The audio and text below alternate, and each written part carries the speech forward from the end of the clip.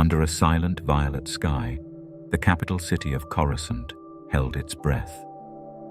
Senate spires pierced the metallic haze, while below, sunlight filtered through artificial panels, dimming the once brilliant skyline. Here, where millions had earlier hailed a fragile democracy, only obedience remained. Obsidian banners unfurled over the Senate dome, their glossy black cloth swallowing the light of a dying republic. Each standard bore the imperial crest carved in muted steel, a silent reminder of the new order. The emperor's voice never echoed here, but every silence carried his decree. On this day, the Senate did not convene in debate. No delegates spoke, and no vote was cast. Instead, the great atrium pulsed with hushed ceremony. High officials in black robes filed through corridors, their footsteps measured against polished durasteel. Each carried a sealed dossier stamped with the symbols of sovereignty. Though none read aloud, the intent was clear. The Republic's calendar would end at sunset. At the palace grand hall, a solitary herald stepped forward. With voice hushed as ritual, he intoned, "Here begins year 1 of the sovereign era. All ages before are lost to darkness."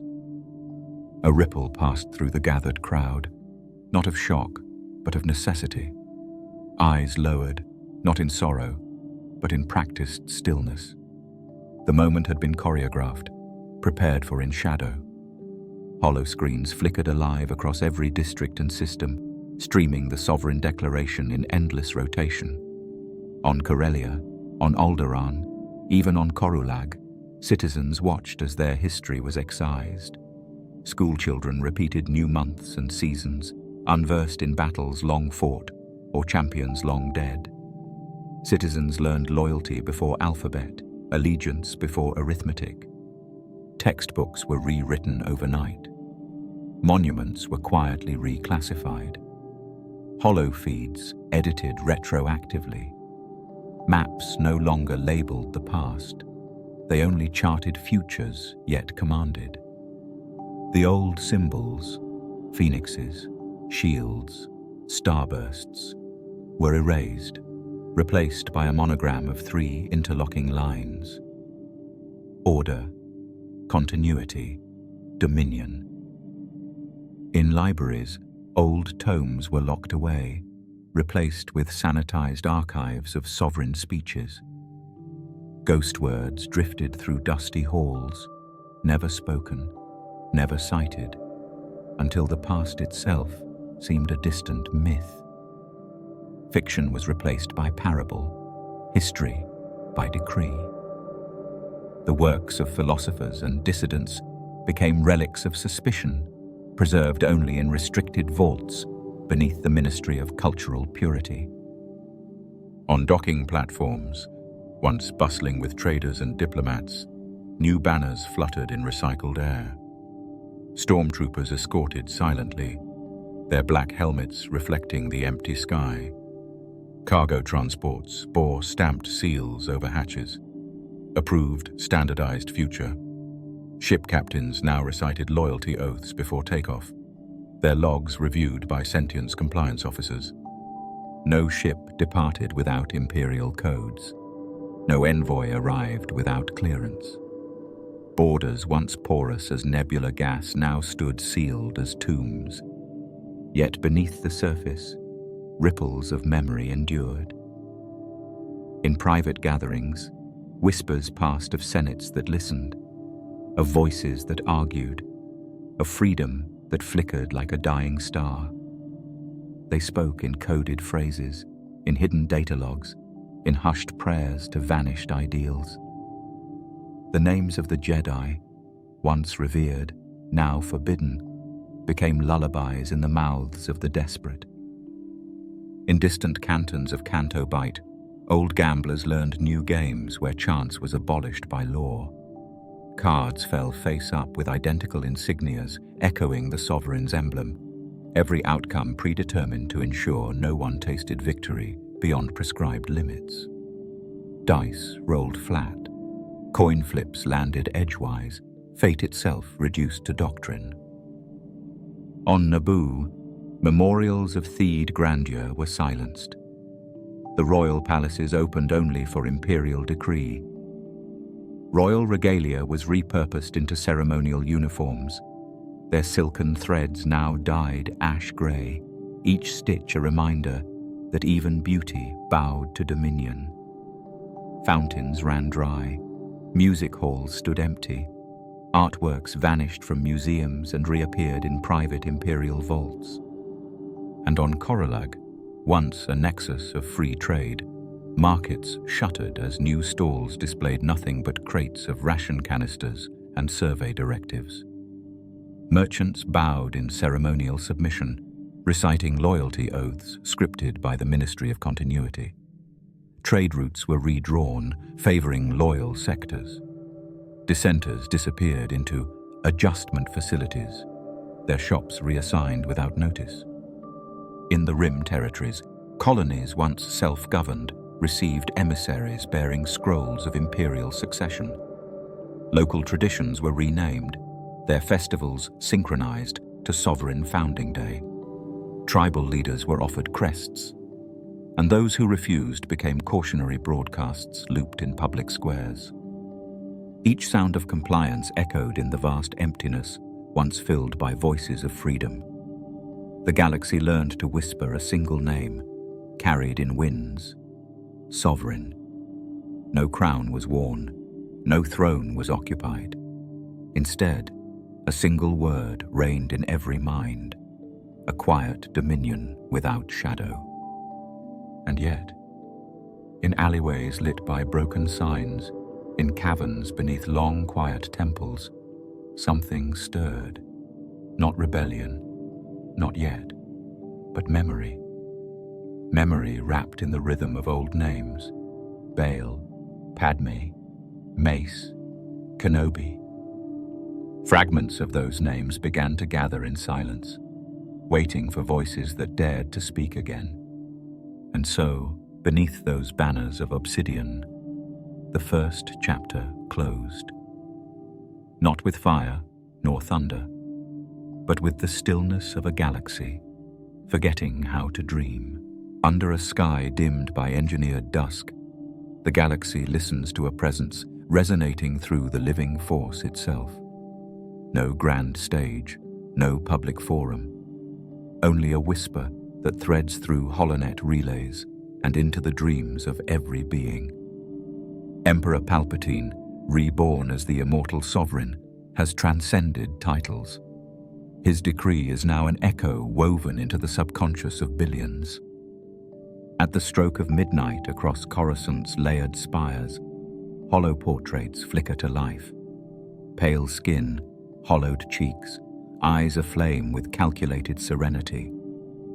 The immortal sovereign drifts in suspended motion, robes billowing in a phantom breeze. Citizens awaken to his silent benediction. Children stare in awe. Workers pause mid-task. Moments later, the vision collapses into static, yet its imprint clings to the mind like the final note of a dirge. Every home becomes a chapel. Walls and credenzas spring to life with his visage. No spoken commands are needed. Each apparition is a lesson. Unity above individuality, obedience above thought. Neighborhoods hush in shared reverence. Bakers set aside dough. Mechanics lower plasma wrenches. Even the hollow seats in public lofts remain empty as the broadcast washes through. In the grand corridors of the Ministry of Harmony, officials assemble beneath obsidian arches.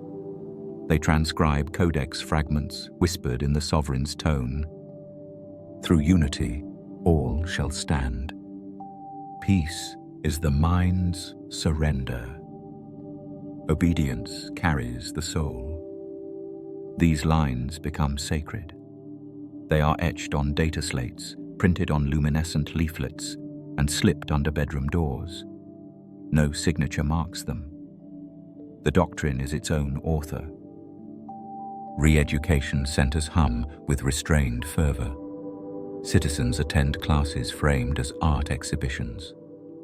Painters brush devotion into canvases, each stroke a pledge.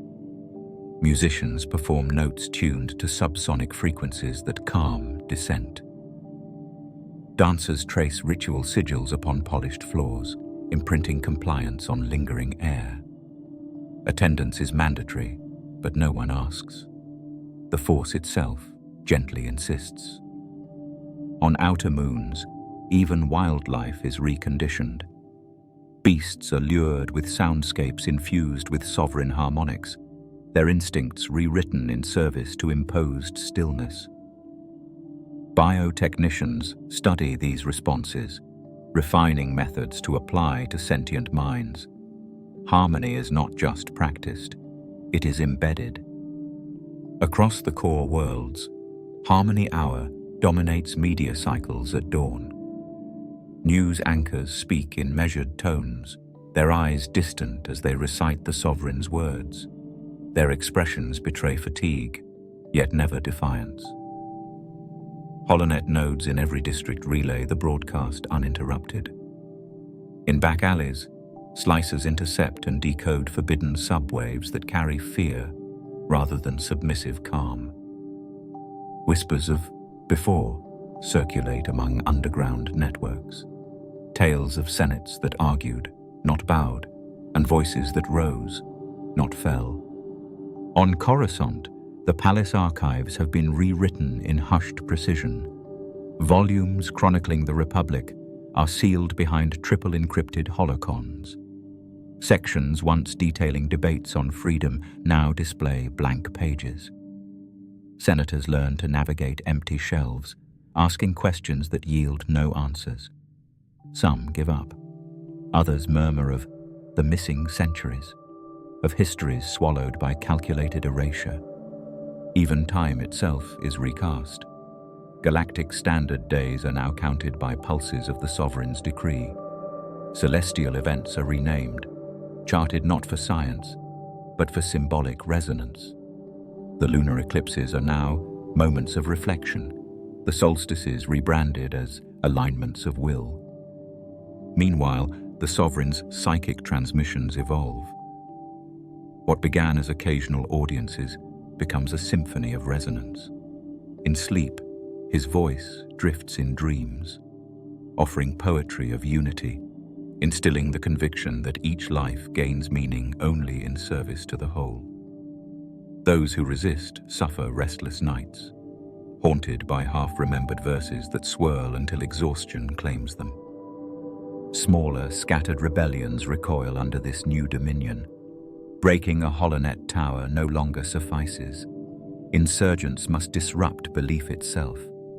Underground pamphleteers distribute leaflets printed on old crumb paper, relics of a time before memory was weaponized. By candlelight in empty subway shafts, they read cautionary lines. When memory dies, the self perishes. Brief flickers of hope ignite, only to be doused as sleeper informants report every meeting.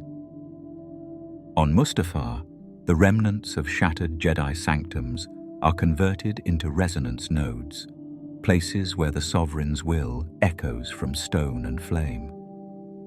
Here, Inquisitors chant invocations drawn from fractured Sith texts, binding ancient dark knowledge to the doctrine's unerring geometry. Above all, Imperial fleets align with the doctrine's pulse. Cruisers glide into position along psychic ley lines, their engines emitting resonances that amplify the Sovereign's broadcast. Stormtrooper battalions march in silent formation to unheard drums. Squadrons patrol hyperspace corridors in precise patterns that echo the doctrine's geometry, reinforcing its reach. Entire star systems now orbit belief, not gravity. As the second cycle of Year One dawns, the immortal sovereign stands not as monarch of territory, but as sovereign of minds. His realm lies within hearts, unseen yet absolute. An empire whispered through the Force, unchallenged and secure. until even silence itself yields. And somewhere, in the outer dark, silence begins to tremble. The night sky above the buried archives of Ossus trembles with distant thunder, as though the Force itself recoils in warning. In the shadow of collapsed columns and moss-clad statues, only echoes remain of the Jedi who once consecrated this ground. Here, where whispered prayers once rose in harmony, a single figure emerges, a spectre of vengeance, draped in black, illuminated by the faint glow of a crimson blade. Darth Solace moves without hesitation. His every step is measured, silent, yet saturated with latent power. The air grows thick around him, charged by energies he commands. Ruined temple stones, once etched with symbols of hope, now bear scorch marks and fractures from his passage. No living creature stirs. All sense flee before this harbinger of imperial will. He is not the Skywalker who once dreamed among twin suns. That boy, touched by compassion, perished long ago. In his place stands a master of dread, with limbs honed by relentless training and thought twisted by the sovereign's darkest alchemy. His breath is machine-fed, modulated by resolve. His silence speaks louder than prophecy. He does not hunt rebels. He hunts memory. Each enclave of hidden Jedi becomes his quarry, silent cells of resistance he will extinguish. Inside the first sanctum, hidden beneath a grove of crystalline pines, ancient holocrons glow faintly within sealed vaults. Solace kneels, eyes closed. He reaches out with the Force, not to heal, but to unravel. His thoughts weave through traps and wards, dissolving enchantments like mist at dawn. Security fields fracture, durasteel doors groan open, releasing a soft hum of ancient power that is swiftly drowned by the hiss of his blade. When he ignites it, the air shivers. The sapphire blade, a relic of a past too fragile, falls to shards beneath the weight of his will. No hesitation, no triumph, only purpose. Every saber swing is precise, a severance of hope's last filament in these survivors' hearts. One by one, Jedi Guardians fall, their robes stained with ash and their voices silenced by sonic blasts and whispered curses. At the heart of the Enclave's library, Solace confronts a lone knight. She stands resolute behind a lectern carved from living wood. Her violet saber flares to greet him, trembling against the cold of his presence. It cannot stand long. With a flick of his wrist, Solace channels a wave of Force lightning that rattles stone and marrow alike. She crumples. Her last sight is his helmeted visage, unmoving, as the red blade hovers inches from her face before extinguishing her world.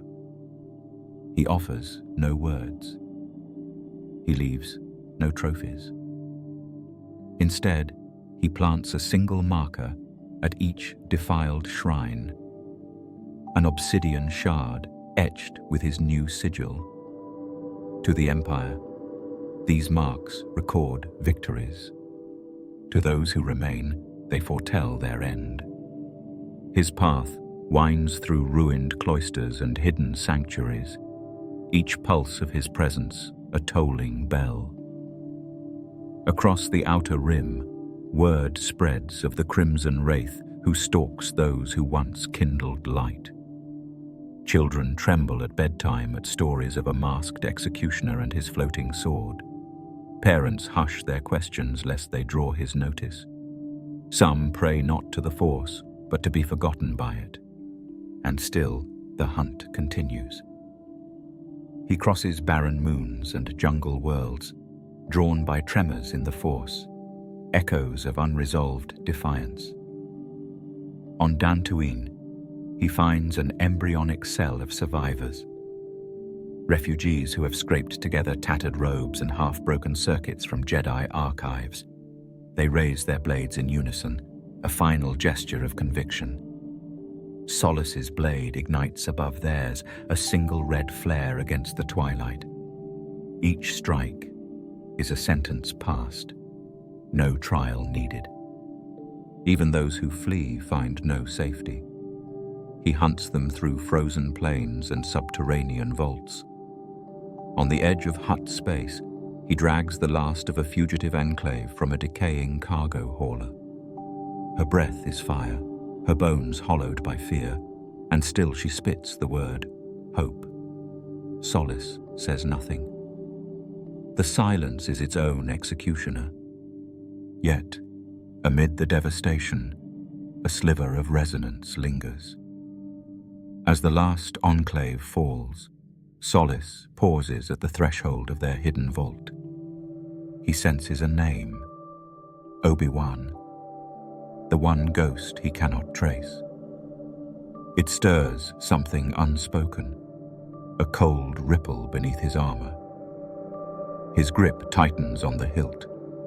The Force whispers in riddles, pointing beyond war-torn worlds toward dunes and deserts where an exile awaits. He does not speak the name, he dares not, but it clings to him like a scent on scorched wind, unwelcome and unforgotten. He turns away from the crumbling stones, leaving behind only silence and ash. Above, the skies shift from storm to stillness, as though the galaxy watches his passage and recoils. No cheers of victory greet him, only the hushed fear that his shadow now rules with unchallenged authority. As he departs the seat of faded hope, Solace does not look back. His hunt extends beyond Ossus, beyond enclaves and hidden shrines. He pursues not mere survivors, but the very spark of possibility. His mercy has been extinguished. All that remains is purpose, unyielding, unrelenting.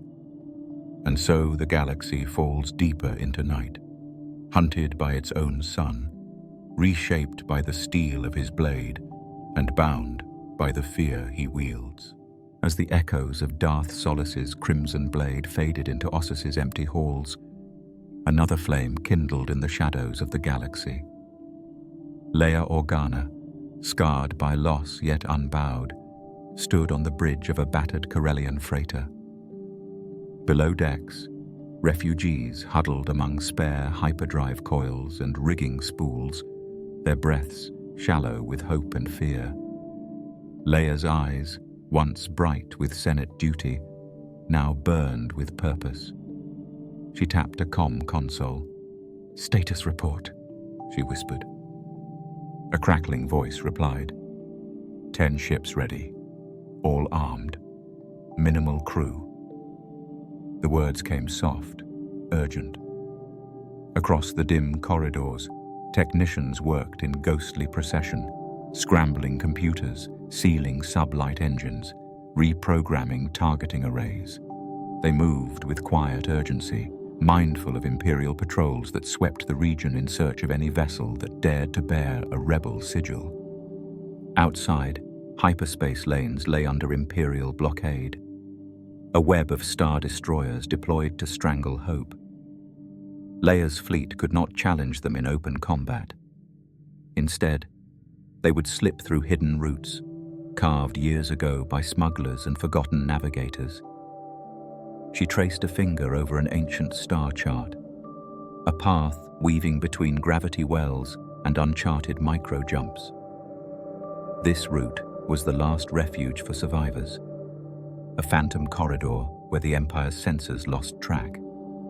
Each jump had to be calculated by hand, systems offline, lest transmissions betray their movement. Navigation became meditation. Pilots memorized drift markers and charted stars the old way, by eye, instinct, and trust in one another. There were no promises, only the hope that not all exits had been sealed. At dawn's edge, the lead ship powered its engines. Its hull bore no colors, no white insignia of old, only black and grey, with a solitary phoenix emblem at the prow. The ribbon of dawn light sliced through clouds as the vessel pierced fabric between stars. One by one, other freighters followed, emerging from hyperspace like specters. Their warped silhouettes glided toward the horizon, engines humming a low, resolute cadence. Ghost ships at dawn. Leia watched from a viewport as the last freighter slipped free. Beneath her, hollows displayed crumb tablets from confiscated datapads, fragments of Alliance codes repurposed into secret transmissions. Each data packet carried instructions: rendezvous points, safe havens, covert caches. The Hollow Flame insurgency had no formal command. It survived on whispered orders and trust born of desperation. The first destination lay on a tempest-scarred moon called Heleb, where orbiting salvage platforms intercepted Imperial wreckage. There, runaway engineers traded maintenance routines for quiet harbor. Leia's armada descended through storms that cried electric ash. Fighters and transports threaded between lightning shafts, engines venting in controlled bursts. Below them, platforms glowed with phosphor lights, like reefs in a dark sea. Refugees disembarked, clutching relics of the old war, tattered hollow recordings, fractured blasters, and handwritten logs. Each face told a story of narrow escape. Leia moved among them, offering nods and quick smiles. In her cloak pocket rested a fragment of Luke's lightsaber, a broken hilt she recovered from Solace's latest slaughter. It glimmered faintly when she touched it, as if mourning the legacy it once embodied. She held it now as both talisman and reminder that heroes might falter, but resistance must endure. In a quiet corner, a child traced the sigil of the rebellion on a durasteel panel with their fingertip, copying it from a worn patch on a soldier's sleeve. The moment lingered in Leia's heart, like an ember refusing to fade. Throughout the day, freighter captains convened in the moon's cerulean tunnels. Voices cracked with long-buried laughter and grief. A former admiral scrawled new flight plans on grease-smeared hollow boards. Younglings, their hair cut short to avoid detection, practiced igniting training sabers in secret alcoves. Each spark was a promise. Flame cannot be snuffed if it has room to burn. Leia addressed them beneath a vaulted ceiling of ribbed metal and hanging conduits. "We cannot match Solace blade for blade," she said, voice steady as the distant thunder. "But we can stand where he cannot follow. We can protect knowledge, protect lives. We are the Hollow Flame. Our light lives in every spark, every memory, every breath that speaks truth." A ripple of agreement rose. From the back, a stranded Jedi Knight, once thought lost, knelt and touched a data pad to Leia's hand. "I will teach those who remain," he vowed, voice quiet but resolute. "Let rumor be more than myth." Night fell in cyclonic waves, the storm outside mirroring the turmoil within. Leia retreated to the observation deck, where she watched the fleet's red engine glows mix with distant lightning. Somewhere beyond the next jump lay Tatooine, Dagobah, and other hiding places. Somewhere else lay the promise of rebuilding. She activated the hollows. Names, coordinates, encoded mantras, grid points for the next rendezvous. Each entry was a seed planted in fertile ground of desperation, each name a testament that the Alliance, though crushed, would rise again. A low chime echoed through the deck. Another freighter checked in, its pilot broadcasting only 3 words before vanishing into a jump. "Light endures, always." At the faintest hint of dawn, Leia whispered a prayer to ghosts of the Jedi. The sky above Heleb brightened, pale and hopeful. Ghost ships glided into the light, carrying battered souls beyond the Empire's reach. Their engines hummed a quiet hymn to freedom. And so, the hollow flame was forged, not by grand fleets or open battle, but by whispered legends, phantom vessels, and the unwavering will of one woman who refused to let hope die. Snow fell like silent confessions across the Hoth Plateau, coating every drift in alabaster hush. Among those bones of ice, explorers spoke of two tiny shapes slipping into a rocky alcove. Footprints, small and sure, traced a winding path to a hidden cave entrance where only the faintest glow promised shelter. They said a woman in white had guided them, Leia, whose name carried the warmth of distant suns. The legend took root in banished outposts and frozen settlements. Word arrived in coded transmissions. The hollow flame endures. Mechanics shut off engines to hear starship pilots pass along rumors of twins who could feel storms in their bones. Refugees traded stories by candlelight, their voices too afraid to rise. Each telling wove Leia's hidden family deeper into memory, a beacon in the void where hope was outlawed. In crystal-lined tunnels, whispers grew sharper. It was said the children slept beneath a cradle of frost, embraced by their mother's heartbeat as the wind howled. Leia taught them to listen to the Force's faint call, a lullaby older than galaxies. They left no mark on maps, but every traveler sensed a pulse guiding them through blizzards to safety's threshold. Even droids recorded anomalies in sensor logs, two tiny signatures dancing beyond detection. The myth spread second-hand through hollovignettes smuggled across secure relays. A smuggler on Ord Mantell insisted she saw Leia kneeling behind frosted stalactites, her cloak trailing like smoke. On Dantooine, an abandoned temple held engravings of a small pair of handprints beside ancient Jedi glyphs. Historians who risked study found the markings fresh, etched into stone by a hand that remembered the rebellion's first spark. Children in hidden camps learned lullabies of twin suns and distant stars. They stitched quilts with patterns of snowflakes and phoenix wings. In hushed classrooms, elders recited lines of a prophecy never recorded in any archive, that two born of sacrifice will rekindle balance. Few knew its origin. Fewer still questioned whether such words could survive amid Empire's silence. Across systems, the hollow flame insurgency adopted the symbol of a broken wreath encircling a twin star. Flyers circulated on Corolag, on Corellia, on Ryloth.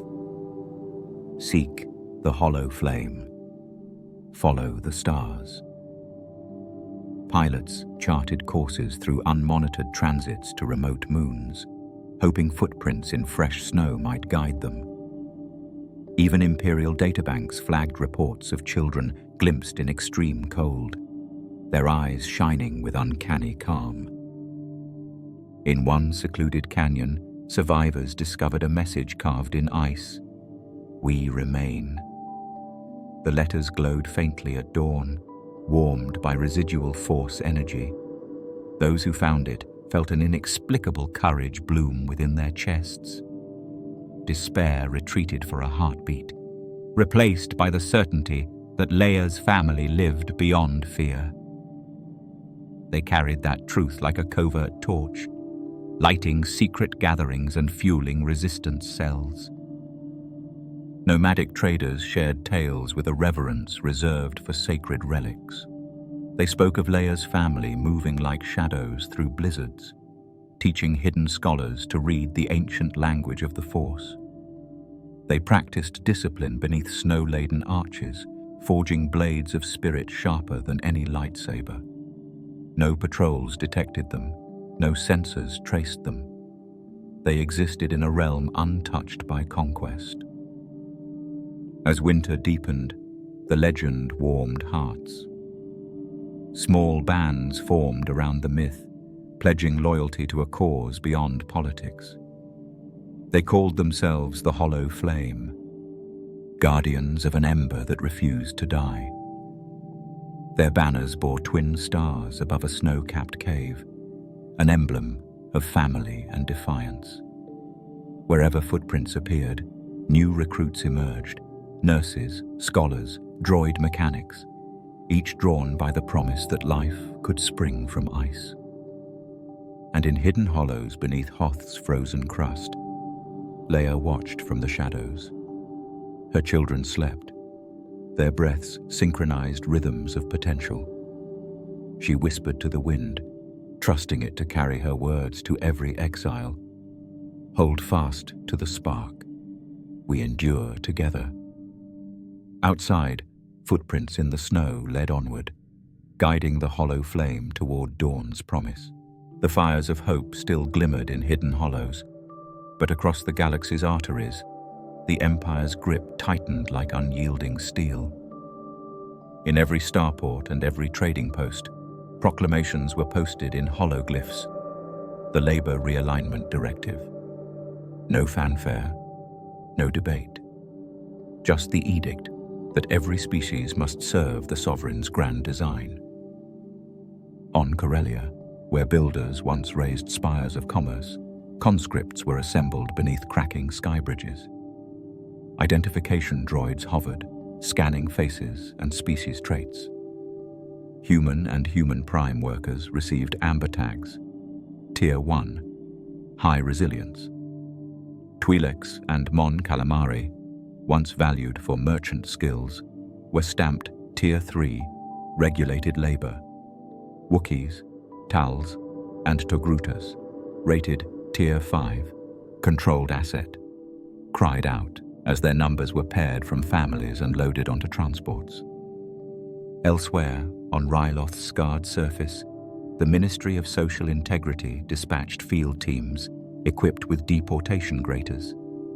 Villages, half rebuilt after old wars, emptied overnight as citizens were herded into open-air corral pens. Each cluster received a plaque. Sector 17, Output Compliance. Tagged and measured for biological output, they would toil in hydroponic farms, manufactories, or ore refineries.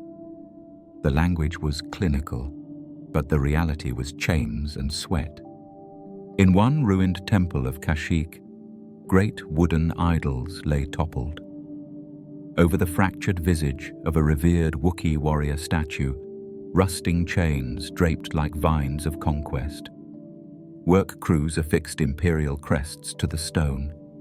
There, towering harvest platforms rose, extracting lumber from ancient forests. Wookiee labor gangs, collar-collared and silent, carried cut beams in mechanical unison, their growls stifled by shock dampeners fitted at their throats. At every docking bay, slave-branded transmissions blasted coded compliance signals.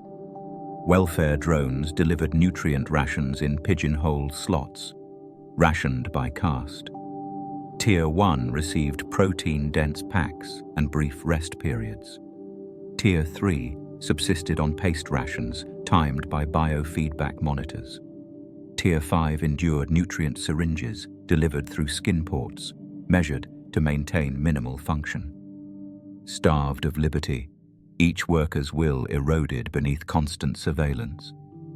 In the underlevels of Coruscant, where none expected light, ragged records surfaced in secret alcoves. Lists of entire species reclassified by cultural volatility scores. Those judged prone to dissent found themselves disappeared at dawn.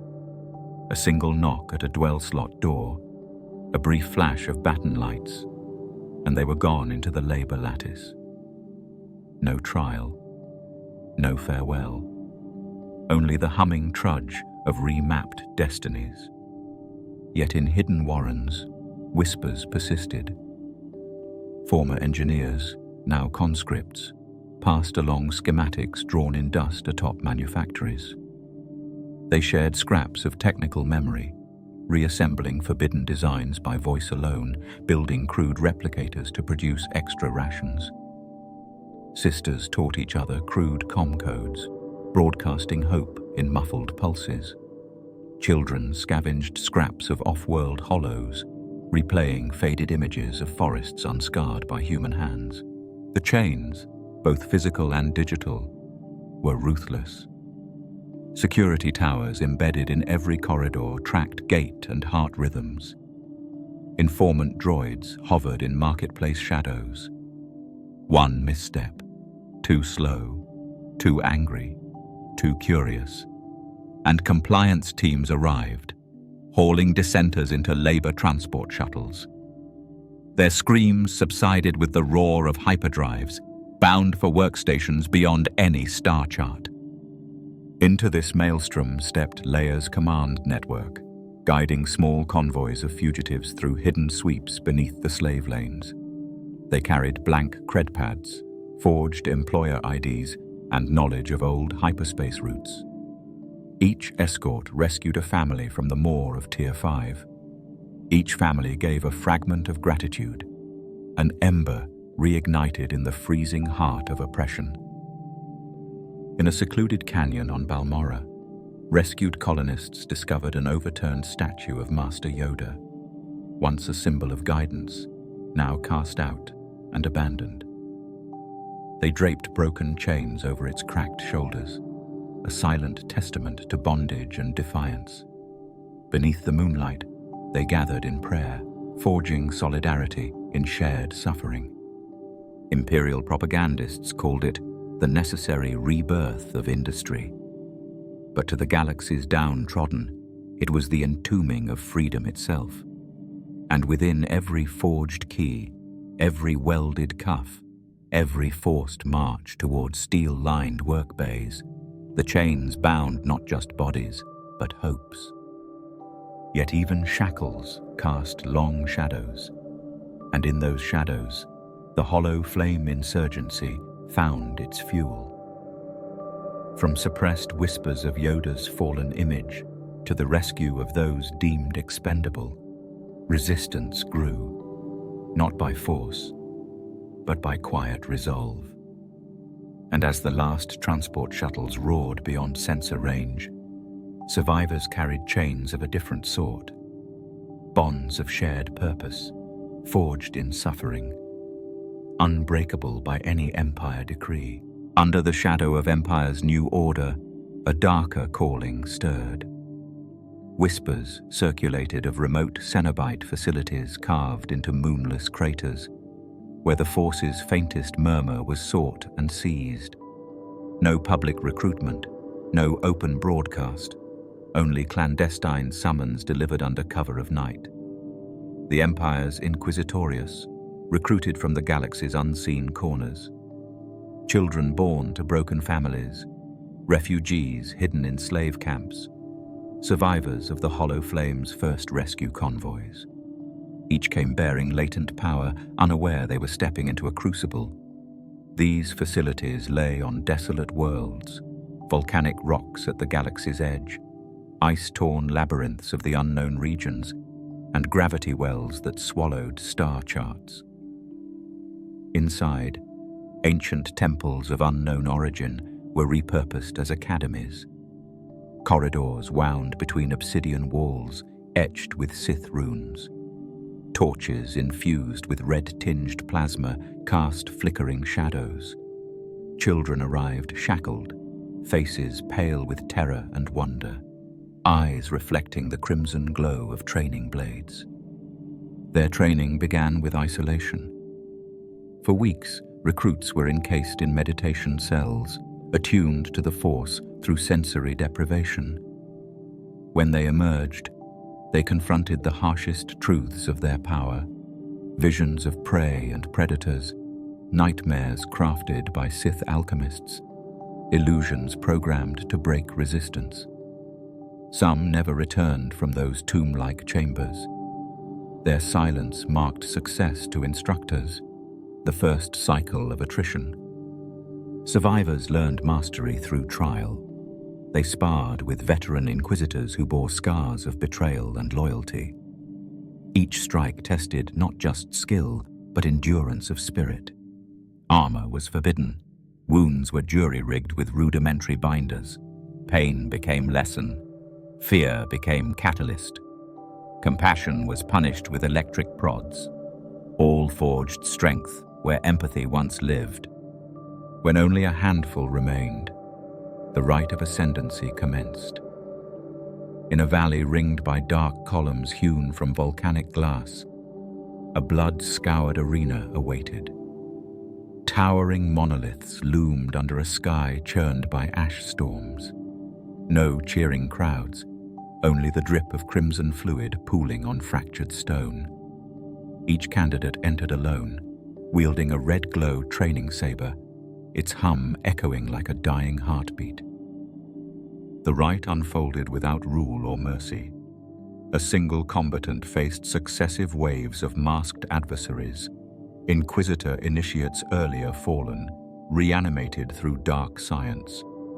Each confrontation demanded instantaneous choice, strike to kill or be killed. Blades clashed with sparks that flew like embers across the arena floor. Columns bore witness, their surfaces smeared with the recruit's blood, runes absorbing the scent of fear. Time became meaningless. The rite ended not when foes were defeated, but when only one figure remained on unsteady feet. That survivor, gasping, hands stained, would collapse at the arena's center. In the echoing hush, the immortal sovereign's voice drifted through a hidden speaker. "You are forged. You bear the Emperor's will." A single crest, shaped like a twisted flame, was branded onto their gauntlet, a symbol of the Inquisitor's oath. Graduates staggered from the arena as living tombs of their former selves. Their eyes glowed with unsettling calm. They spoke little, but their presence clenched the will of all who met them. In the weeks that followed, each Inquisitor was assigned a sector. Abandoned Jedi temples, hollow flame strongholds, slave labor nodes. Their mission was singular: snuff hope wherever it fled. These Inquisitors left traces unlike any before. No footprints, only hushed screams carried by wind through shuttered halls. In every hidden archive, once safe pages now bore scorch marks where they had passed. Rumors spread of missing texts and shuttered vaults. Memory trembled beneath their silent march. Where the Inquisitors hunted bodies, the Ministry of Continuity hunted memory. As the last of the crimson-cloaked initiates emerged from the blood-scoured arenas, a quieter but equally devastating campaign ignited across the stars. It did not roar with engines or erupt with blaster fire. It whispered through code. It sighed through old servers. It bled through the pages of forgotten archives. This was not a war of domination. It was the final sweep of erasure. In the vaulted halls of the repository core on Obroa Sky, once the most extensive archive in the galaxy, the glow of ancient holocrons flickered for the last time. They sat in silent rows, humming gently beneath containment fields. Blue, green, and violet, each encoded with centuries of wisdom, testimony, and truth. Jedi lineages, Senate debates, rebellion manifestos. They were all marked for deletion. A silent procession of droids filed through the halls, each one bearing arm-length claws and sensory ports tuned for slicing through force-bound encryption. As they passed, they pulled holocrons from their places and inserted them into dark, humming pillars, data-erasing machines taller than Wookiees, their cores burning with anti-logic. Every second, a beam of violet light pulsed through the crystals. One by one, they cracked. As each holocron shattered, its fragments, once repositories of insight, were ground into dust and funneled into magnetic caskets, destined to be dispersed across the vacuum between stars. Even the Force itself seemed to shudder as old echoes were extinguished. The past was not rewritten. It was consumed. Throughout the core and mid-rim, the Ministry deployed protocol officers, historians of truth, dressed in bone-white robes trimmed with red sigils. They entered universities, monasteries, family archives. They asked for records. When none were surrendered, they found them anyway. Children raised on bedtime tales of the Republic were gathered into re-education halls. New history books appeared overnight, printed on synthetic parchment, laced with tracking fibers. Each page bore the new timeline, the Sovereign Age, unbroken and unchallenged. The Clone Wars became the Civil Disruption. The Jedi were reclassified as rogue manipulators of psychic descent. The Death Star was no longer built. It had always existed. In the shadows of the Outer Rim, ragtag preservationists scrambled. Archivists buried memory cores deep beneath dried riverbeds. Monks encoded truth into bead strings and hung them from hollowed trees. Droid scribes were uploaded with fragments of rebel testimony and sent drifting into space, programmed to awaken only after 10,000 cycles. Still, the Ministry followed. In one crystalline cavern on Ilum, a Jedi scribe lit her final lantern, watching as her life's recordings, etched into slivers of kyber glass, were seized. She spoke one sentence before the flame died. Truth is a song, and even silence remembers the tune. They erased her name.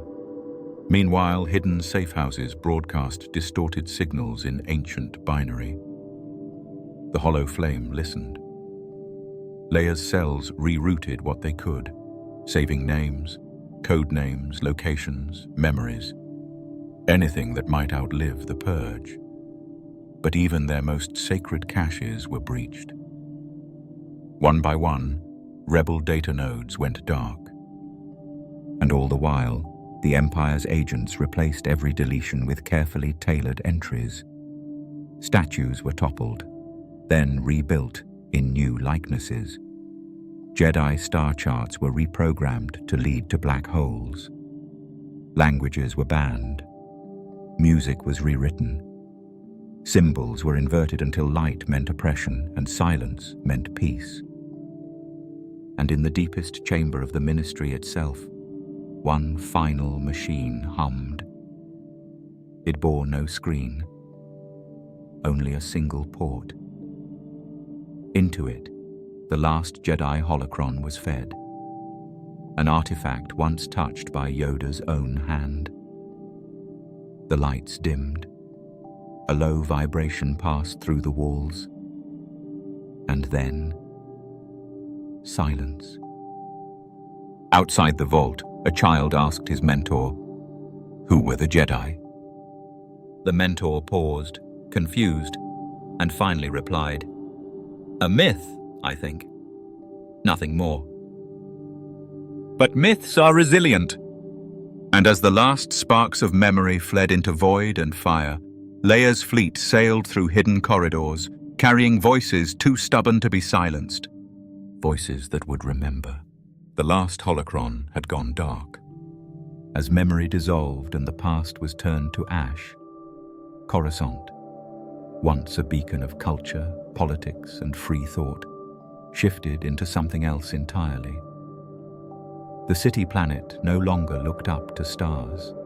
It looked inward, downward, and watched itself. The sky disappeared first. Steel lattice panels rose like petals unfolding in reverse. Where once light poured into the Senate's dome and sunlight kissed the highest towers, now the sky was a grid, metal and neon, humming with distant power. Coruscant's heavens dimmed not by accident, but by design. The Sovereign's Directorate of Continuity authorized Project Lattice, the capital's final evolution into what it called the Perfect Eye. Above every residential sector, sky panels sealed the atmosphere. Cameras embedded in the reflective underlayers recorded movements, gestures, even the direction of a person's gaze. Every blink was logged. Districts formerly known for their color and motion fell under the same rhythm. Hollow malls shuttered, art installations removed.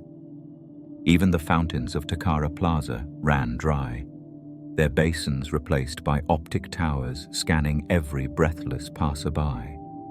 Graffiti, once expressions of rebellion, were now painted by droids in pre-approved patterns. Slogans of loyalty, scripted joy, state-sanctioned color. Every citizen received a civic pod, a black wrist device worn like a bracelet, pulsing with green when compliant and red when in error. It monitored posture, language, emotional variance. Those flagged for deviation were summoned by calm units, droids whose soft voices hid neural destabilizers beneath their fingertips. Most returned home within a day, faces blank, smiles perfect. Some did not return at all. Deep beneath the city's surface, the Ministry of Presence, Coruscant's newest subdivision, ran on predictive analytics. Using algorithms derived from Jedi foresight theory, it processed patterns faster than any living mind. Shopping choices, sleep rhythms, vocal tones, all calculated into harmony indexes. Scores determined one's access to work, to education, to sunlight. Sunlight itself had become a privilege. Small apertures in the sky panels opened once daily, controlled by schedule and social rank. Light streamed through in measured pulses. Elite districts basked for 30 minutes. Lower tiers saw the sun for 5. Some never saw it again. Children in subsector R played under flickering lamps, never knowing warmth without wires. It was said, in murmurs, that only the Sovereign knew true darkness now. In the Senate district, where once debates shaped policy, only reflection remained. Literally. Senate Hall was encased in mirrored alloys, its once transparent walls now one-way observation panels. The chambers still hosted sessions, performances broadcast across the city, pre-written debates read with manufactured passion. The audience clapped on cue, their applause reinforced with sonic persuasion pulses to induce genuine joy. In older temples retrofitted for surveillance hubs, officers reviewed data mosaics, living, blinking images of billions of beings. Conversations stored, dreams analyzed. Even thoughts, translated from micro-muscle tremors and pulse shifts, were predicted within ranges. The Force had once allowed Jedi to sense danger before it occurred. Now, the Sovereign's systems sensed resistance before it was born. And yet, anomalies flickered. Some pods glitched. Some children dreamed of skies they'd never seen. Drones occasionally caught recordings of laughter in forgotten tongues, or of eyes defiant in their silence. Below Sector K11, an unlicensed painter etched murals into ancient pipeline walls, phoenixes with cracked wings, stars behind broken cages. Leia's ghost fleet never entered Coruscant, but her transmissions did. Wrapped in discarded code, encrypted as meditative chants, her voice still passed through market static. "Remember the sun," she whispered. "It is still there." In the deepest layer, where even light dared not reach, a technician named Tellis hid a private archive. Unapproved music, old starscape stills, fragments of forgotten speeches, treasures smuggled from erased drives. He said nothing, only listened. But each night, before reboot, he played one forbidden note, small but defiant. And so, in the capital where no one looked up, there remained those who dreamed of sky, and in their dreams rebellion lingered, while Coruscant dimmed beneath its metal sky, and murmured dreams of rebellion stirred below. Far from the capital, another transformation unfolded, silent, scientific, absolute. The clone reclamation program, long hidden behind layers of encryption and forgotten protocols, entered its second phase. It began with retrieval. On the storm-ravaged remains of Camino, beneath bruised thunderclouds and glassy ocean swells, Imperial salvage craft descended into broken cloning chambers. Pillars jutted from the sea like the bones of ancient titans. Within their hollow cores, the Empire exhumed its forgotten soldiers. Veterans, captains, commandos, even RC troopers were recovered not as heroes, but as material. Frozen in biostasis, their bodies preserved, their pasts erased. The first phase had stripped them of memory. Neural reconditioning, identity purges, repurposing. Many were reassigned to remote outposts, used in industrial roles, or embedded as silent enforcers. But the second phase pursued not reclamation. It pursued redesign. Cloning protocols were re-engineered from the root. No longer bred for versatility or loyalty, now they were coded for compliance. Gene lines were refined, emotional ranges narrowed, instincts dulled. The human core, once essential to the Grand Army of the Republic, was now a liability to be eliminated. And so the new Legion was born. On Wayland and Borosk, deep beneath security vaults and plasma-fortified domes, rows of stasis pods stretched across vast production chambers. Each pod glowed faintly blue, casting a spectral hue on the walls of polished obsidian. Inside each capsule, a figure floated, perfectly still, suspended in chemical serenity. Muscles unstrained, minds untouched. Above them, neural uplinks threaded into complex lattices, living circuitry pulsing with pre-encoded training, tactics, chain of command reflexes, emotional dampening sequences. They did not learn. They were installed. Unlike the clones of the Republic, these troopers bore no nicknames, no painted helmets, no laughter in the barracks. Their armor was seamless, adaptive to their physiology. It grew with them, corrected posture, punished hesitation, rewarded obedience with minor endorphin surges. Even breath rate was monitored. They were soldiers without souls. Precise, predictable, silent. And yet, in the deep peripheries of the program, hesitation lingered. One technician inserted a corrupted line of code into an uplink, a low-resolution image of the Mandalorian sun setting over scarlet dunes. Another, a former rebel sympathizer turned conscript, embedded a single line of audio in a sleep cycle. "You were more than this." Both actions were detected. The technician was reassigned to a penal asteroid. The slicer vanished en route to a scheduled transfer. But the breach had already seeded itself. The cloning continued. Pods opened in sequence. Soldiers stepped forward without question. Entire battalions deployed to Vardos, to Lothal, to Arcanis. Their presence brought eerie calm. They enforced law with quiet precision, neither cruel nor kind. They saw without feeling. They obeyed without pause. Each unit bore a cerebral beacon, an uplink node that allowed for real-time behavioral overrides. If a clone hesitated, the system could assume control. Override routines restructured decisions mid-action, rerouting instinct to match command protocol. The sovereign no longer required loyalty, he demanded alignment. And yet, on a forgotten moon, one pod opened early, 6 days ahead of schedule. The clone inside stirred, but no instruction played, no uplink initiated, just silence.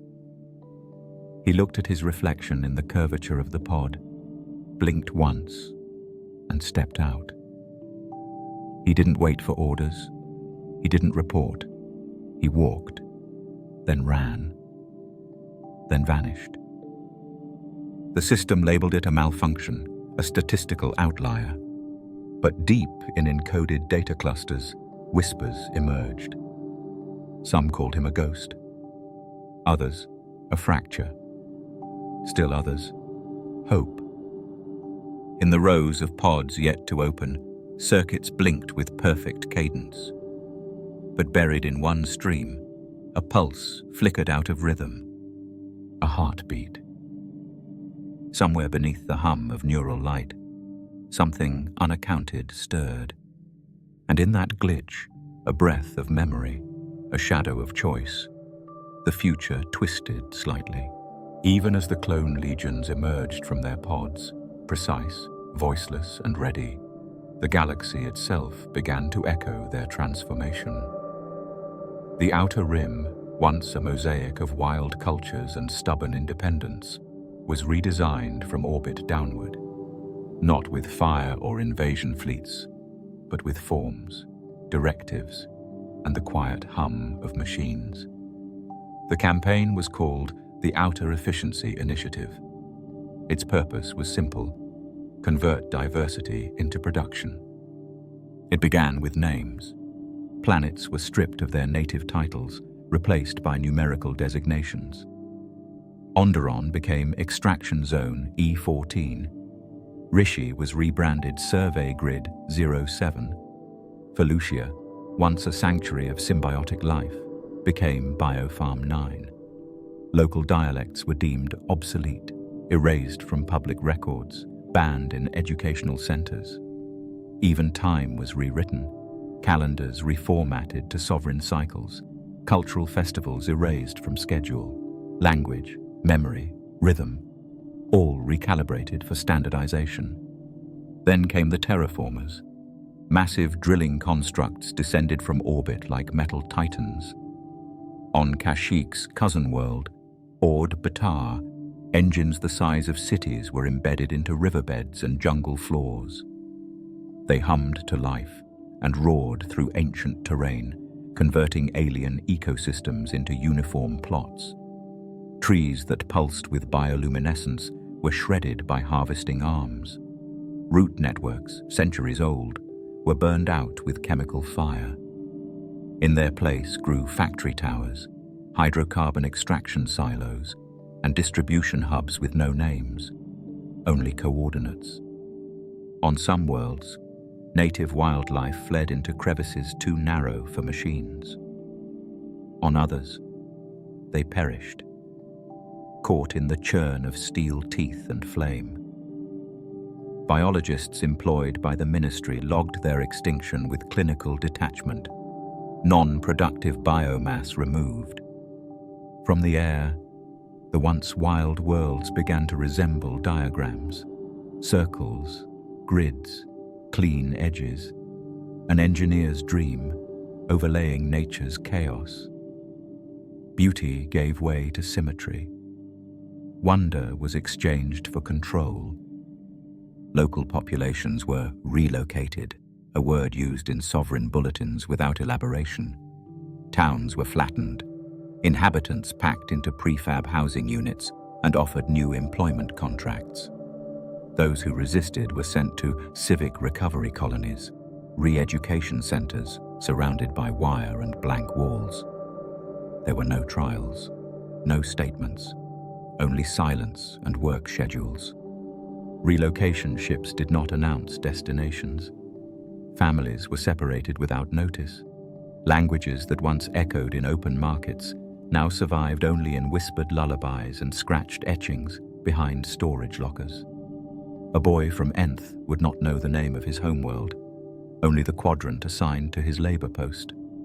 He would carry a number, not a name. Aboard floating command barges, Ministry surveyors monitored planetary conversion in real time.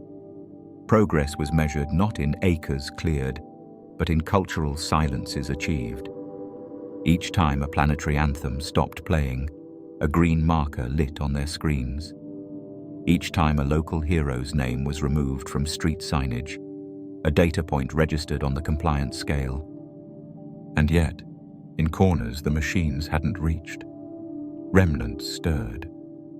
On Ryloth, displaced farmers etched the names of vanished rivers into scrap metal and buried them under fields of concrete. On Teia, ex-artisans painted murals in sewer tunnels, scenes of their stolen mountains, birds that no longer flew, rivers that no longer ran. Each act was a secret rebellion, a memory carved in shadow. On Jaclia, old women smuggled heirloom seeds in the lining of their coats, scattering them behind ministry patrols. Gardens bloomed behind utility sheds, silent, fragrant defiance. On Lothal's outskirts, children traded maps of vanished landmarks like treasure scrolls, reciting stories outlawed in schoolrooms. The industrial march continued. Fuel convoys drifted through stars like arteries. Massive refineries operated without pause, their interiors manned by clones and conscripts alike.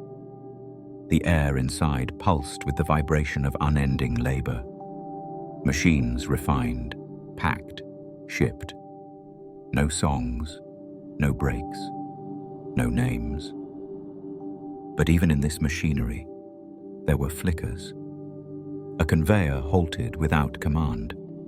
A droid paused mid-task to sketch a mountain in carbon residue. A clone pressed his hand against a painted wall before reporting it for removal.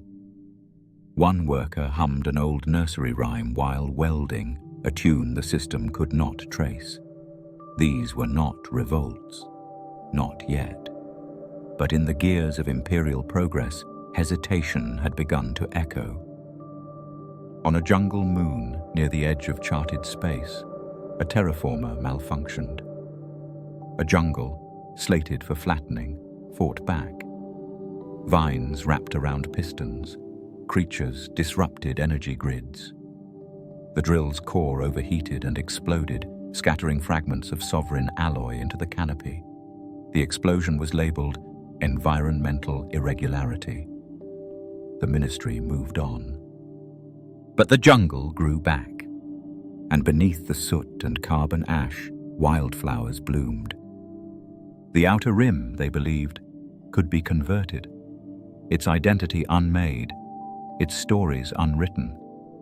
But nature remembers, soil remembers, and in roots, rivers, and buried names, resistance remained, not as armies or speeches, but as persistence. Somewhere, a young girl in a worker's dormitory whispered an old proverb into the dark. Her roommate whispered it back. Neither knew the language's name, but its cadence sparked something familiar.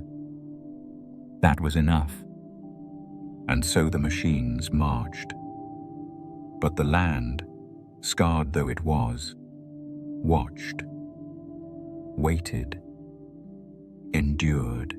The outer rim, still groaning beneath machines that rewrote its soil, became a pale reflection of the Empire's true center, one not found on a map, but embedded in every mind. For even amidst silence, fear required its monument. And so, once each cycle, the Empire invoked the destruction that had birthed its age of control. Alderaan. The name was no longer spoken with mourning. It was recited with reverence. Not for the people, or the culture, or the memory of its azure skies, but for the lesson it had become. The annual re-airing of its destruction was not a commemoration. It was a ritual. Continuity Day. On this sanctioned holiday, The Sovereign's will was broadcast as a single image, the moment of planetary annihilation. From Coruscant's cloisters to the frozen fringes of Megiddo, cities were required to stop. Industry paused. Conversation ceased. In every public square, market hub, school, and station platform, citizens gathered beneath massive holoscreens. Attendance was tracked through civic pods. Non-compliance meant recalibration. At the appointed hour, the image returned. The blue-white sphere of Alderaan hung motionless in the stars. Snow-dusted peaks glittered. Ocean clouds stirred like breath. Then came the flash. A soundless bloom, a blossom of fire without heat, spreading outward like the unfurling of a terrible truth. The crust rippled. The core fractured. A wave of light peeled the atmosphere from the surface. In seconds, the world vanished, consumed in radiant collapse. No debris, no survivors, just silence. Children stood still, fingers clenched. Elders stared ahead, eyes unblinking.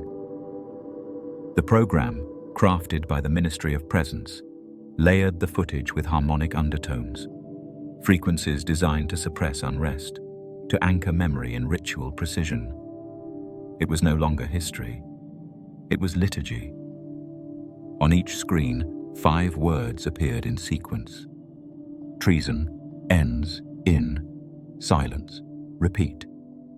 Then the Sovereign's voice followed, smooth as ever. Peace through memory, order through clarity. The Sovereign protects. No face accompanied the voice, no need. It was everywhere. But on that day, not everyone watched willingly. In the Hologate sector of Brental 4, an encrypted signal briefly hijacked a screen. Instead of the detonation, it displayed a still image, an Alderaanian family standing beneath a blossom tree. Their faces were unnamed, their smiles unguarded. The image held for 6 seconds before security restored the feed.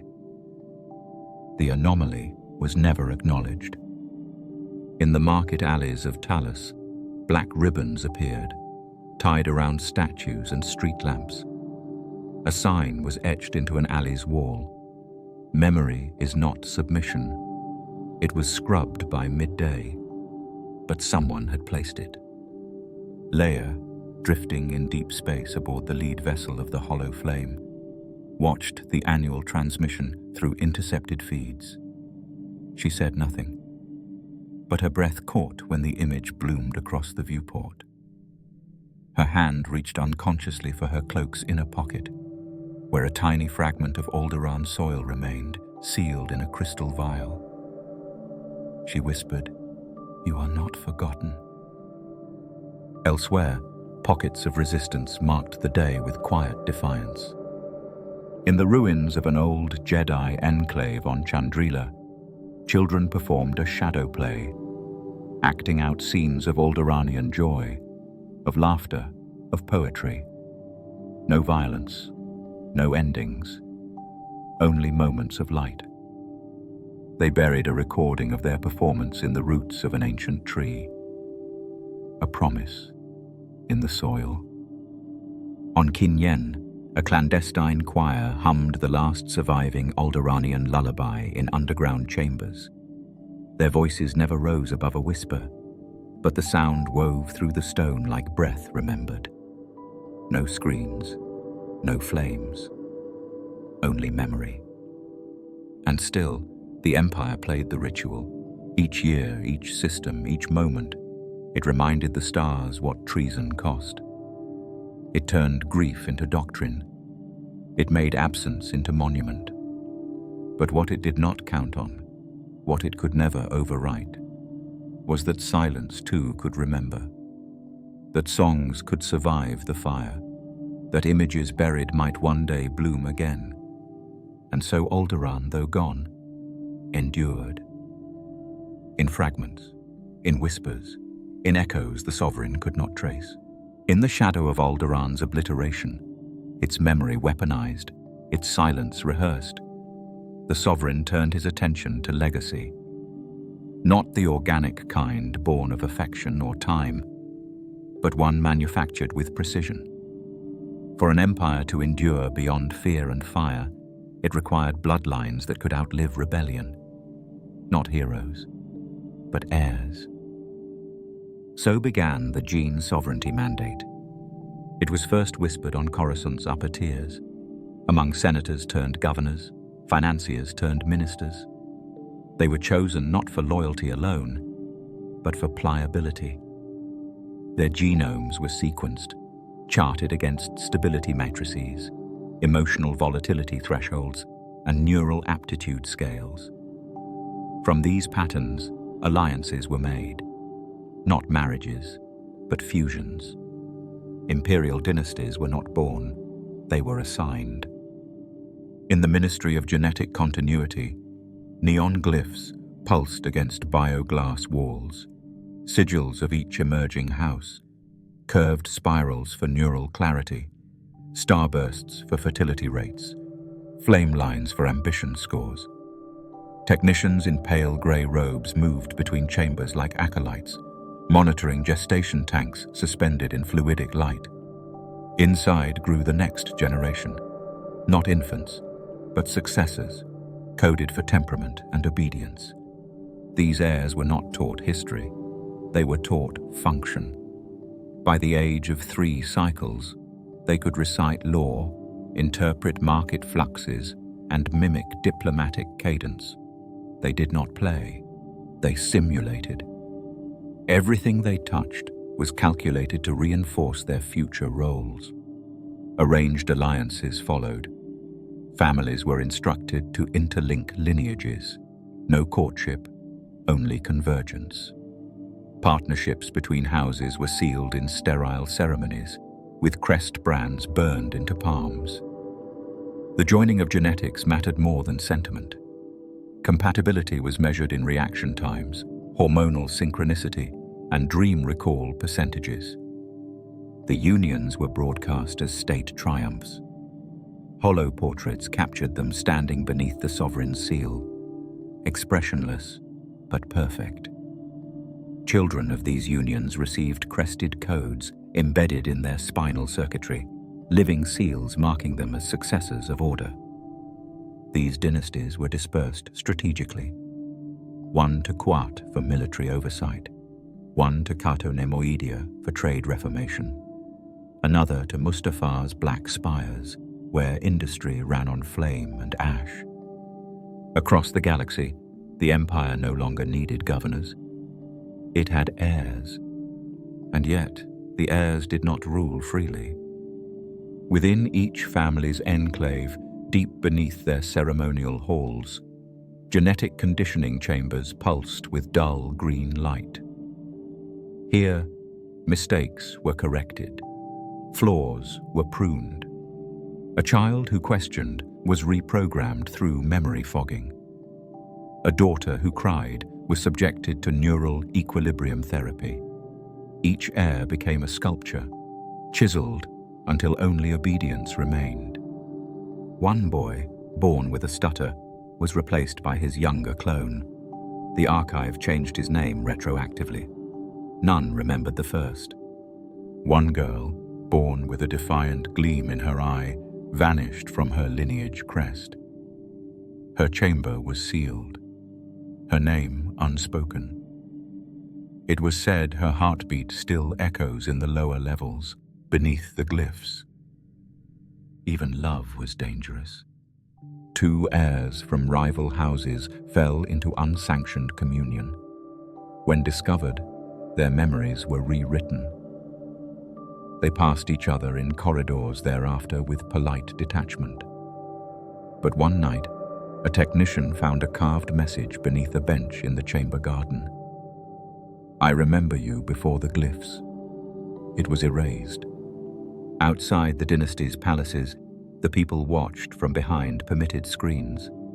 Holodramas reenacted the house's founding myths, scripts approved by the Ministry of Harmony. Children were given toy crest sabers, weddings were paraded as proof of unity, and beneath the spectacle, the audience forgot that real love had once forged alliances, not algorithms.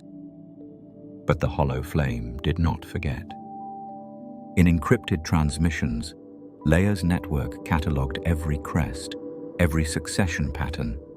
They traced which lineages controlled what sectors. And slowly, silently, they mapped where the cracks ran deepest. For even the most perfect lattice weakens under its own weight. And in the quiet chambers of the dynasties, some heirs began to wonder, what if lineage meant memory? What if legacy meant choice? Somewhere, far from their silken halls, a voice whispered, "You were not made to inherit chains."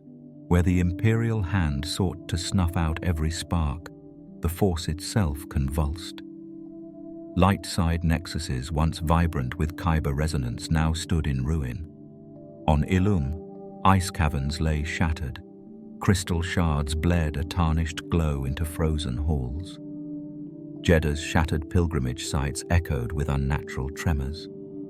Ossus's redwood groves, once serenaded by force ley lines, wilted beneath ragged hurricanes of spirit. The Republic's guardians were gone, and the worlds that had sung with their presence groaned in grief. Amidst these broken sanctuaries, the Empire's inquisitors prowled, hunting children gifted by the Force. Orphans, refugees, and farmers' offspring vanished in the night, delivered to clandestine laboratories where geneticists probed their minds. Kyber-tipped probes were thrust into delicate skulls, seeking conduits of psychic power. But each jab rent the delicate tapestry of connection, and the children emerged, not enlightened, but unhinged. They returned to their cages, carrying tremors of raw energy. One boy, eyes glowing silver, ignited his cell door in a silent flare that vaporized steel. A girl, voice fractured by pain, wept droplets of incandescent light that seared the floor. Their screams cracked windows an instant before falling mute. Guards spoke only of force storms, as if the children themselves were weather patterns. Beneath Coruscant, in vaults where holocrons once hummed, the Ministry of Alchemy harvested cracked kyber crystals from each fallen nexus. Instead of amber bleeds or violet gleams, these fragments exuded a sickly green haze, corrupting data lines and seething with malignant resonance.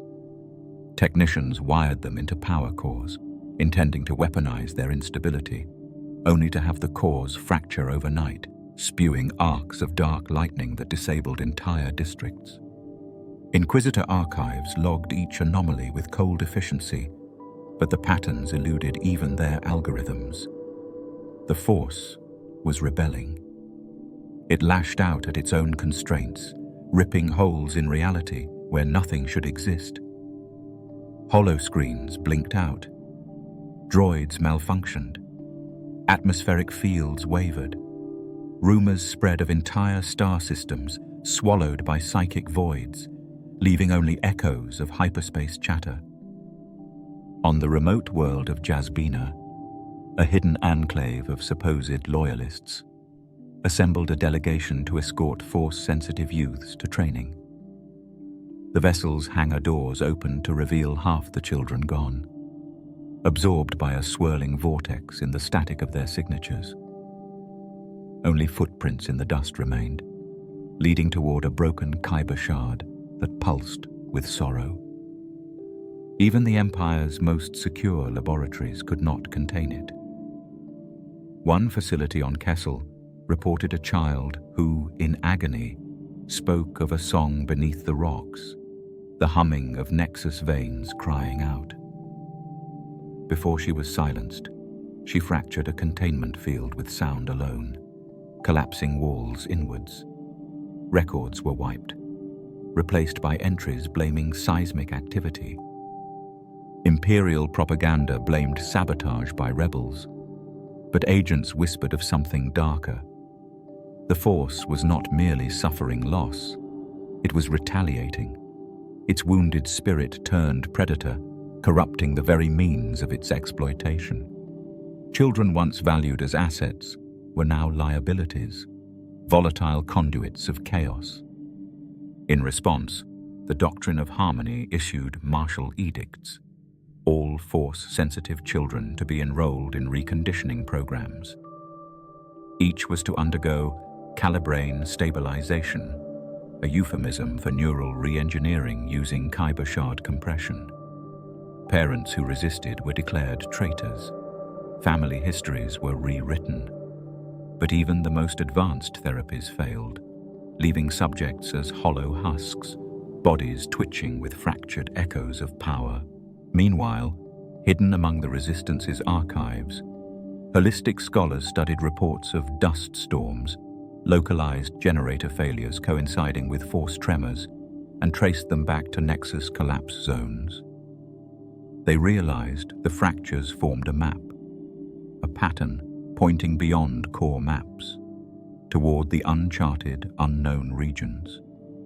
The map of broken crystals and psychic scars hinted at paths the Empire did not yet control. And so the fragmented Force, in its agony, charted its own course through the void. It beckoned those who still dared to listen, those who felt promise in the cracks rather than fear. In a final clash of will, the Force itself had rebelled, twisting its children into heralds of upheaval. Where kyber crystals leaked their tainted glow, reality trembled.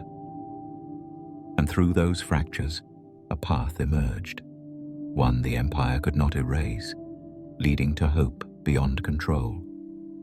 When the darkness eats itself, the light returns through the cracks. After the Force's fractures unveiled unseen paths, the Empire redirected its gaze outward, to the shadow-streaked unknown beyond the familiar star lanes. In war rooms beneath Coruscant's brass domes, admirals traced spectral hyperspace corridors on flickering holomaps. Each phantom lane, hidden by chaos and fear, beckoned with promise of conquest. The first incursions would set the stage for Dominion's greatest expansion. Vanguard star destroyers, sleek and obsidian, slipped into one such tunnel. The lanes shimmered like living veins, as if the galaxy's arteries had been stirred awake. Within their hulls, bridge crews held their breath, instruments dancing with unstable readings. Then, in a shudder of sublight thrusters, they emerged, above a cobalt world suspended in perpetual twilight. It was Chilla, the icy stronghold of the Chiss Ascendancy. Its crystalline towers rose from frozen canyons, silent sentinels beneath dim moons. The Chiss fleet, disciplined, swift, intangible, had long patrolled these reaches. But even they had not anticipated intruders arriving in numbers never before seen. Black destroyers carved the sky, blotting out starlight, while TIE squadrons flashed across the horizon like crimson ghosts. Imperial banners, obsidian and blood red, unfurled against the citadel walls. Turbolasers hummed a dawn chorus of domination. The Chiss defenses, missile nets and swarm drones fired in disciplined arcs, but the Empire's numerical advantage proved insurmountable. With methodical precision, boarding pods descended like rain, securing control rooms before planetary shields could reactivate. In the Ascendancy's Grand Council, Mithrao Nuruodo, blue-skinned tactician, stood unmoved before the crystal dais. His voice, measured and low, carried across the hall. "We face an enemy beyond known maps, yet they come not seeking dialogue." He turned, eyes glowing with resolve. "We will adapt." But adaptation would mean subjugation. Within weeks, Chilla's autonomous Senate was replaced by an imperial governorate. Council liaisons became puppet administrators. The Ascendancy's fabled secrecy dissolved beneath occupation. Chiss aristocrats, once masters of strategy, now wore ceremonial stripes of the Eagle Guard, an imperial corps tasked with enforcing loyalty through vaulting paranoia. But Chilla was only the beginning. From that foothold, the Empire pressed deeper. Carriers slipped through other phantom lanes, scattering across the unknown regions. They uncovered worlds whispered of in myth. A jungle planet, where sentient vines dripped with living toxin. A desert moon, where gravitic anomalies birthed storms of raw energy. Each conquest added to the sovereign's dominion. Each new world mapped, catalogued, and folded into his ledger. Yet some discoveries cut deeper than mere territory. On Manarai, a moon scarred by ancient wars, archaeologists uncovered colossal war machines. Rakatan walkers dormant beneath fungal forests. Imperial engineers reactivated these relics, binding their arcane systems to neural uplinks that whispered in Sith tongues. It was forbidden magic, resurrected for tyranny. Elsewhere, Dreadnought-class dread crab sentinels, colossal quadrupeds of blackened steel, roamed ash fields, enforcing labor quotas for worker colonies. Bands of mutants, once outcasts, were drafted into Shadow Legion units, their bodies grafted with bio-augments, powered by fractured kyber shards. Each reconfiguration spoke of Empire's willingness to weaponize the galaxy's nightmares. But amid these triumphs, the unknown regions bore hidden threats. Holoscreens on command bridges flickered with interference as hyperspace turbulence pulsed like a heartbeat. One cruiser vanished during transit, its distress calls swallowed by static, its hull adrift for weeks before reappearing in an uncharted quadrant. Empty, derelict, its crew gone without trace. Whispers spoke of other sentient orders, shadows that slithered between realms, surviving the Jedi Purge and fanatically guarding secrets older than the Sith themselves. Imperial intelligence flagged Bendu enclaves on swamp planets, Killik hives hidden in jungle ruins, and forbidden temples carved from living rock. Each node radiated strange readings, psionic echoes that scrambled scanners and drove pilots to madness. Still, the Emperor's will was unbowed. With each conquest, the doctrine of galactic harmony proclaimed that peace required uniformity. The Empire's governors stamped new designations onto worlds once revered. Industrial Ring 37, Resource Annex X12, Penal Colony Theta. Even the brightest sky lost its color under the banner of sovereign order. Back on Coruscant, the Emperor observed his new dominion through prisms that refracted 100 suns. His eyes gleamed with quiet satisfaction. Beyond the map was no longer territory of mystery, but of absolute rule. Every star, every warp lane, every hidden threats were now subsumed within his order. Yet in hushed rebel cells, intelligence officers plotted. They traced the Empire's new coordinates, plotting routes of disruption through the phantom lanes. They whispered that the map would shift again, that the unknown regions would become the cradle of resistance. For every dark incursion, the galaxy's spirit flickered, seeking a path back to the light. The first incursions were complete. The Sovereign's fleet now prowled every boundary. But beyond the frontiers, in the silent spaces between worlds, the true map remained uncharted, waiting for those brave enough to redraw it. Beyond new star lanes and annexed worlds, the Sovereign's ambition turned inward, to the heart of his war engines. The greatest of his dreadnoughts were no longer mere vessels of massed firepower. They had become crucibles of arcane force and steel ingenuity, where Sith sorcery wove itself into reactor cores. In secret forges on Kuat and Mustafa's scarred fields, engineers and black-robe acolytes labored side by side, forging a union of technology and dark incantation. Halls of red-hot metal rang with chants in guttural Sith dialects, words of binding and command. Kyber crystals, torn from shattered Jedi temples, were implanted into reactor matrices as living conduits. Their once pure resonance now dripped with corrupted light, pulsing veins of emerald ember that crawled along conduits like poisonous lifeblood. Technicians watched dials tremble as the crystal's glow deepened, aware they were forging something both dreadful and divine. The flagship of this new breed was the Sovereign's personal dreadnought, the Night Forge. From its cathedral-like bridge to its underbelly reactor pit, the ship thrummed with purpose. At its core lay a colossal crystal cluster, each shard carved into a facet of power. The cluster pulsed with a heartbeat that echoed through the decks, a living drum that summoned dread. When the Night Forge emerged from hyperspace, entire armadas swore they felt a chill, as if the galaxy's marrow had been stirred. AI cores, once purely mechanical, were fused with Sith alchemical glyphs and cryptic vellum spools. These runes acted as logical filters, entwining predictive algorithms with preternatural foresight.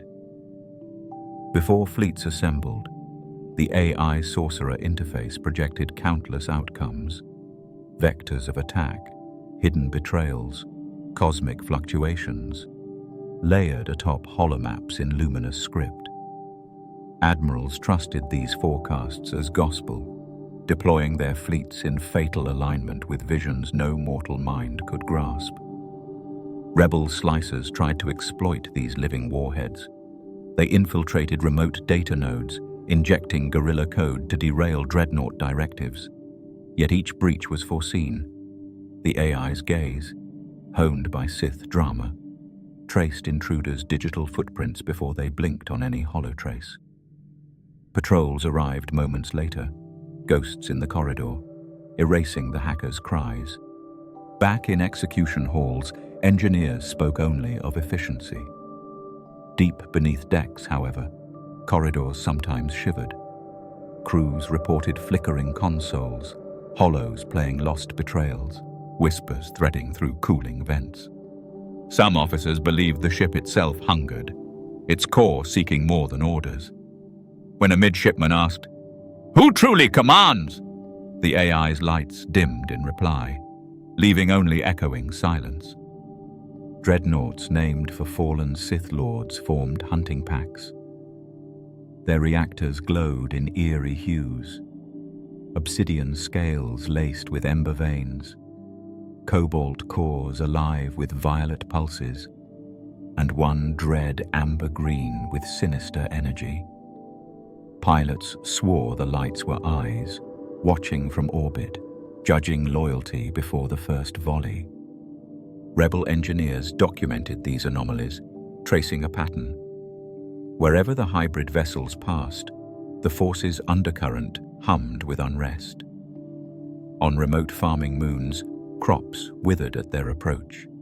On mining outposts, crystals fractured into bruised shards, dark mist leaking between crevices.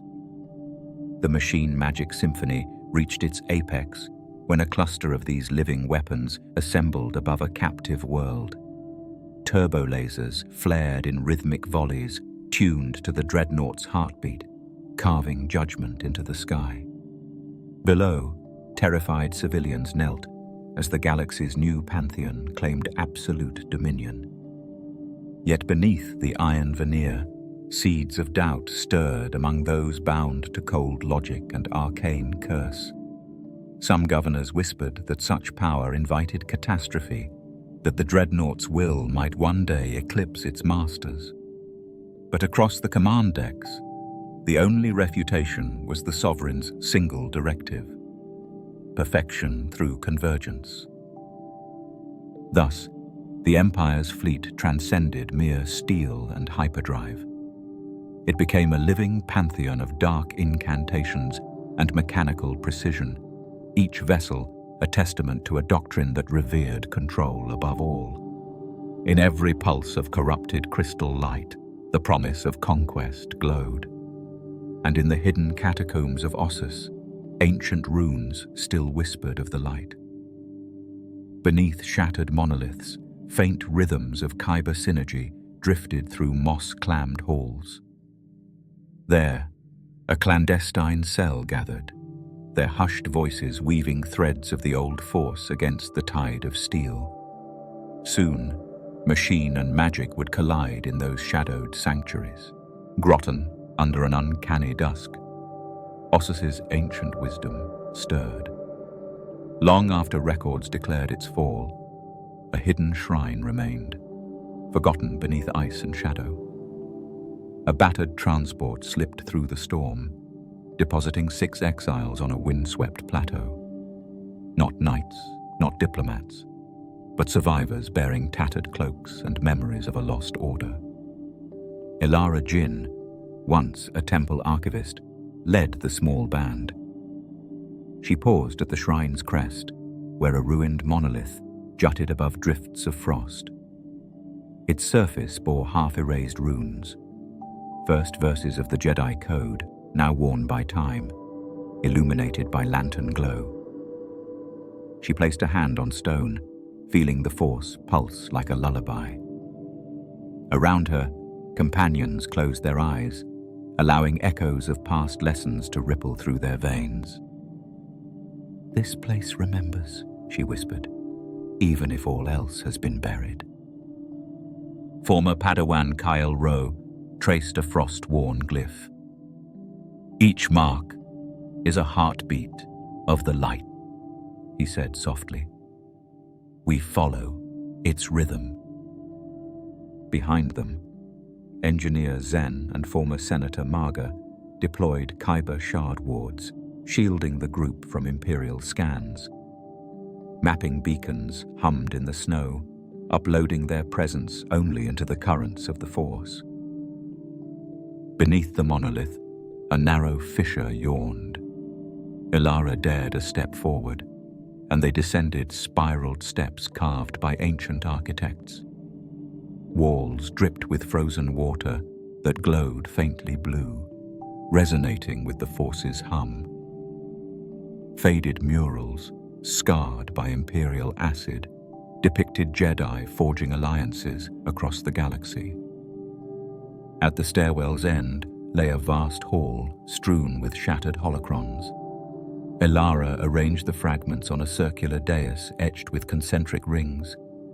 She placed her hand on a shard, and the others followed in silence. Light coalesced into a ghostly projection of a master long gone, reciting, "There is no ignorance, only knowledge." The vision stuttered, but its message endured. Twin tunnels branched out, each humming with latent energy. Marga consulted a salvaged datapad. "Sensors show another vault 20 paces east," she said. "More archives." They split tasks. Ilara and Kyle pressed onward. Zen and Marga secured entry routes. 2 others, Lee and Taran, patrolled the ridge.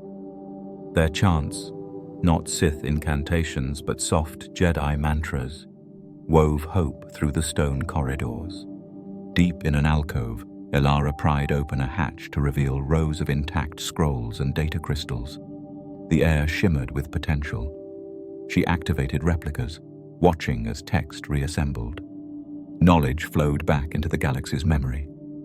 Outside, the twin moons slid beneath the horizon, and the shrine's heartbeat pulsed through the ice. The ex-Jedi cell gathered around the dais, voices rising in a sacred vow. "We are the Covenant," Ilara breathed. "Our charge, to kindle this spark across the stars." Kyle extended his hand, fingertips brushing carved glyphs.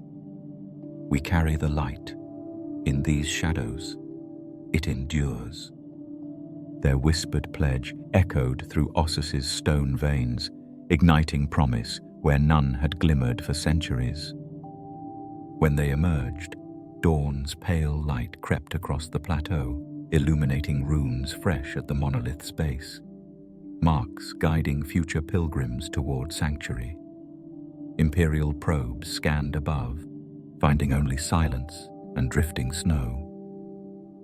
Yet, in its hidden catacombs, the light lived on, quiet, steadfast, awaiting its next champions. Their vow rippled beyond Ossus, carried in coded transmissions. Rebel cells in distant sectors deciphered runic riddles, answering the hidden call. From these shadows would spring a network of resistance, one that even the Sovereign's dreadnought fleets could not fully extinguish. As the Covenant's whisper spread across hidden sanctuaries, the Empire unleashed another terror upon the galaxy. Creatures so ancient they had slept through epochs, awakened only to serve sovereign will. On the remote moon of Kor Uln, deep within a starlit abyss, scientists cracked open ossified shells to reveal slumbering war engines, gargantuan leviathans whose sinews once powered wars, long forgotten. They called the first of these Colossus. Bound by gravity tethers of adamantine weave, it lay chained in a vast cavern, illuminated by bioluminescent fungi. Its barnacle-encrusted hide pulsed with latent energy. When Imperial handlers approached, a tremor coursed through the stone floor, as though the moon itself shuddered in anticipation. The creature's guttural breath echoed like distant thunder, a reminder that nature's fury could not be fully restrained. Acolytes from the Sith Academy administered coral-etched collars around its massive neck, embedding kyber spark nodes that resonated with corrupted harmonics. With a single incantation, the nodes sparked to life, binding the Leviathan's will to Imperial command nets. Engines roared as the beast rose, water dripping from its spined back in glowing tendrils, scales glittering like fractured crystals. The Empire tested their weapon above the asteroid fields of Outer Rim trading lanes. Beneath the void's canvas, the beast charged through debris fields, its roar warping sensors. Star destroyers flanked it, turbo lasers firing to map heat signatures that bent in the creature's wake. When pirates ambushed convoys, the Leviathan, guided by tethered runes and Sith code, crushed warships beneath claws the size of cruisers. Emboldened by success, the Ministry of Fear catalogued more specimens. On the ruins of Dathomir, they exhumed dreadmaws, massive reptilian predators once enslaved by ancient sorcerers.